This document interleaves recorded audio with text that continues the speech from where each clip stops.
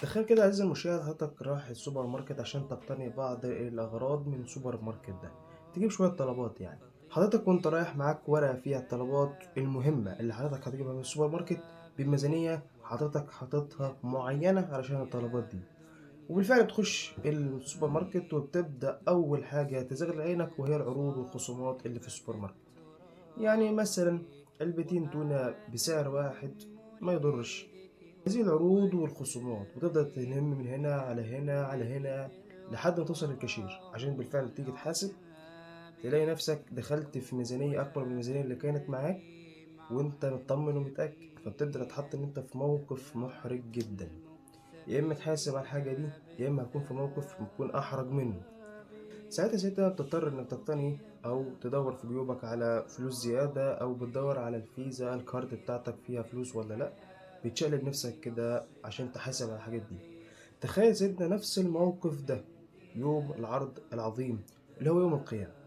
حضرتك بتكون رايح يوم القيامة من حج وعمرة، واقف مطمن ومتقي إن أنت هتعدي بكل سلاسة. ولكن ده كله بناء على إيه؟ بناء على حاجة إن مثلا حج أو عمرة استغفار كتير، حاجات عملتها حلوة في حياتك. ولكن ده كله بيتحط في كفة في الميزان، ويسبق تفيق في الكفة التانية مليانة سيئات. من أين أتت هذه السيئات؟ حاجات اسمها محقرات الذنوب. طب إيه هي محقرات الذنوب وإزاي بتحصل محقرات الذنوب؟ اعمل لايك واشترك في القناة وفعل زر الجرس ليصلك كل ما هو جديد. ويلا بينا سيدنا أقول لك الحكاية.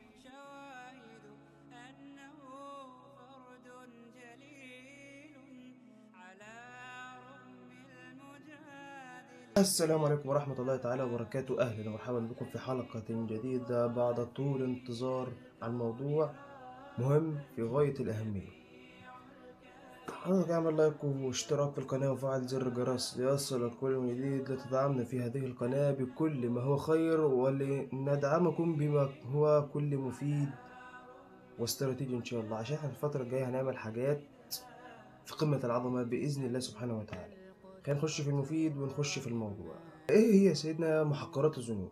مبدئيا كده يا سيدنا، محقرات الذنوب هي الحاجات الصغيرة اللي ما تخطرش على بالك انك اصلا ممكن كنت بتعملها. زي مثلا واحد، انك وانت ماشي في الطريق القيت بصرك في اخت ماشية او في حد ماشي، واحدة ماشية، ففتحت بصرك بعض الثواني ومشيت. ده الموقف الاول. الموقف التاني انك تكون قاعد في جلسة الأصدقاء اللي أنت عارفها دي، وتجيب في سيرة فلان وهو مش موجود معاكم، فجت السيرة فأنت بنصحتك وفهلوتك اغتبت الراجل ده، جبت سيرته في حاجة مش تمام، فدي غيبة. وده الموقف التاني. الموقف التالت إنك مثلا كنت مع واحد صاحبك ممكن عزيز عليك، وهو كان جايب حاجة جديدة مثلا طاقية نظارة ساعة، وحضرتك بكل غلاسة خدتها وقلت الحاجة دي تلزمني يا صاحبي. دي برضو من محقرات الذنوب.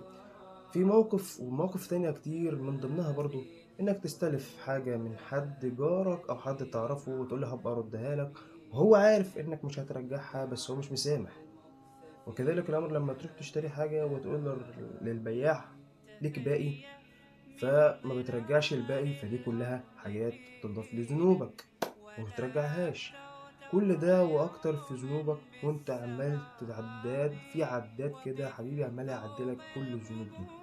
انت بالكاد مش واخد بالك منها بس هي بالفعل تحتسب عليك. والنقطة المهمة هنا سيدنا اللي حابة يعني اللي عملت الحوار عنها أصلا، الموضوع اللي احنا هنتكلم فيه ده حوار إنك السوشيال ميديا. مبدئيا أو أولا، إن أنت بتكون في شغلك شغال عامة وبتاخد لك ساعتين كده يا باشا تضيع وقت فيهم على السوشيال ميديا في حاجات هري فاضي، وبتاخر الشهر وتاخد مرتبك كامل. طب في خلال فترة السوشيال ميديا اللي أنت بتضيع فيها الوقت دي، خليني أقول لك على حاجة مهمة جدا. زي مثلا في بوست حد بيشتم في حد، انت قمت دخلت شتمت الحد ده. طب انت تعرفه او ما تعرفوش ليه؟ فالبوست اللي انت كتبته ده او الشير اللي انت عملته ده او اللايك اللي انت عملته ده او الكومنت اللي انت كتبته ده في العداد اللي بيعد لحضرتك كل الذنوب اللي انت عارفها واللي ما تعرفهاش، او خدت بالك منها او ما خدتش بالك منها. يعني خياط هتحاسب على كل الذنوب دي؟ ايوه سيدنا هتتحاسب على كل الذنوب دي. طب ازاي؟ ربنا سبحانه وتعالى بيقول يعمل مثقال ذرة خيرا يرى ومن يعمل مثقال ذرة شرا يرى. يعني إن شاء الله أو بإذن الله سبحانه وتعالى الميزان هيكون يوم القيامة بمثقال الذرة. ربنا سبحانه وتعالى قال أيضا: نضع الموازين القسط ليوم القيامة فلا تظلم نفس شيئا وإن تك مثقال حبة من خردل أتينا بها وكفى بنا حاسبين. ده دليل من ربنا سبحانه وتعالى إن الحساب يوم القيامة سيكون بمثقال الذرة. يعني الذنوب اللي بتعملها عارفها أو متعرفهاش، خدت بالك منها أو ما خدتش بالك منها، فكله مكتوب في كتابك اللي هيعرض عليك يوم القيامة. زي ما قلت لك يا سيدنا إن في عداد بيكتب لك كل ذنوبك ديت اللي تعرفها وما تعرفهاش، فالنتيجة كانت إيه يا سيدنا؟ فترى المجرمين مشفقين مما فيه ويقولون يا ويلتنا ما لهذا الكتاب لا يغادر صغيرة ولا كبيرة إلا أحصاها ووجدوا ما عملوا حاضرا ولا يظلم ربك أحدا. تخيل يا سيدنا، تخيل إن الموقف ده أو اللي حصل لك ده كان في السوبر ماركت، ما بالك في يوم القيامة؟ في السوبر ماركت عرفت تصرف نفسك ولميت الموضوع، عدى بإحراج بدون إحراج بس عديت. مالك يوم القيامة؟ هيبقى إحراج بس مش هتعرف تعدي نفسك. طب إيه العمل يا سيدنا؟ طب معلش بس يا خيار، هقول لك قول يا حبيب قلبي، هتقول لي طب إيه هي أصلا أسباب الذنوب دي؟ أو إيه اللي يخليني أوصل للمرحلة ديت من الذنوب واللي نعمل الذنوب دي؟ هقول لك صلي على النبي وتعالى أقول لك. أولا كده سيدنا ومبدئيا ضعف الإيمان. الإنسان بيبدأ يحس إن ربنا سبحانه وتعالى مش شايفه، مش واخد باله منه، وده طبعا ما فيش حاجة اسمها كده، لأن ربنا سبحانه وتعالى عليم خبير بكل حاجة. يعني وده الأهم يا سيدنا تأجيل التوبة. يعني أنت بتعمل الذنب الفلاني النهاردة هتوب بكرة، يعني لسه العمر طويل.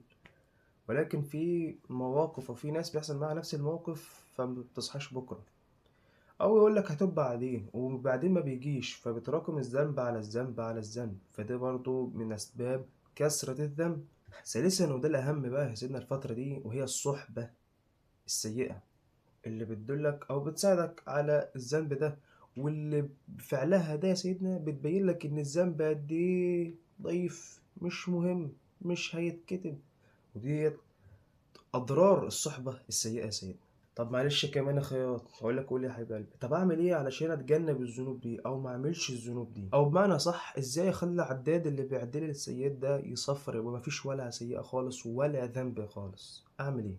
أولا يا سيدنا التوبة النصوحة، سواء من كل ذنب سواء كان كبير أو صغير، عارفه أو مش عارفه، في كل الذنوب تتوب توبة نصوحة لله عز وجل.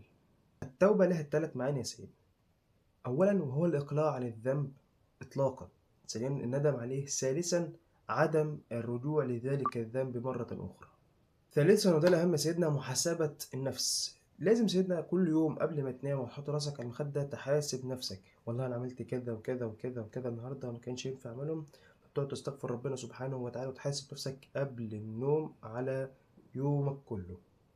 رابعا وده الأهم رد المظالم. لو ليك مظلمة أو ليك مظلمة على حد فحاول إن هو تخليه يسامحك على المظلمة دي. خامسا وده الأهم إكثار الحسنات. ربنا سبحانه وتعالى بيقول إن الحسنات يذهبن السيئات. طب أنا يا خياط أو سؤال معلش كده، هل ربنا سبحانه وتعالى هيغفر لي بعد ده كله؟ أو يعني بعمل الحاجات دي ربنا هيغفر لي؟ هقول لك الرد مش من عندي، الرد من ربنا سبحانه وتعالى بيقول: كل عبادي الذين أسرفوا على أنفسهم لا تقنطوا من رحمة الله إن الله يغفر الذنوب جميعا إنه هو الغفور الرحيم. ربنا سبحانه وتعالى غفور رحيم ولكن يريد لك الإصلاح والجنة. طب أعملها إزاي دي يا خياط؟ هقول لك مثلا عندك حاجات كتير ممكن تعملها ككفارة للذنوب دي كلها، زي مثلا ذكر بسيط، زي مثلا سبحان الله وبحمده لو قلتها 100 مرة تغفر ذنوبك وتكفر عنك سيئاتك لو كانت مثل زبد البحر. ذكر 100 مرة في اليوم ممكن يعمل إيه؟ في حاجات تانية زي أذكار الصباح والمساء، صلاة الجماعة، بالإضافة كمان إلى الاستغفار وكثرة الاستغفار يا سيدنا، والصلاة على النبي برضو بتقوي إيمانك جدا في الحتت ديت وبتغفر ذنوبك برضو.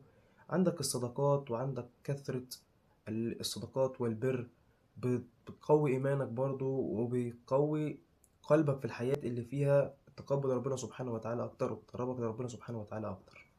كل ده سيدنا بيجبر النقص ويغفر الذلل ويمحو الله به الخطايا بإذن الله سبحانه وتعالى. بس كده يا سيدنا، حبيت أنوه بالموضوع ده لأنه بصبح منتشر كتير في الحياة عامة حاليا. وحوار السوشيال ميديا ده برضو ملهي أكتر وبقى مشتت أكتر وأكتر. فحبيت يعني أضيف هذه النصيحة لنصائحك بإذن الله سبحانه وتعالى. متنساش تشترك في القناة وتفعل زر الجرس، لأن إن شاء الله هنعمل حاجات ممتازة بإذن الله الفترة الجاية، اللي نيتنا هي الإصلاح وتعمير قلب المسلمين. وأسأل الله العفو والعافية في الدنيا والآخرة لنا جميعا. كنت معكم الخياط أو مدارك، دمتم سالمين يا أحلى الملايين.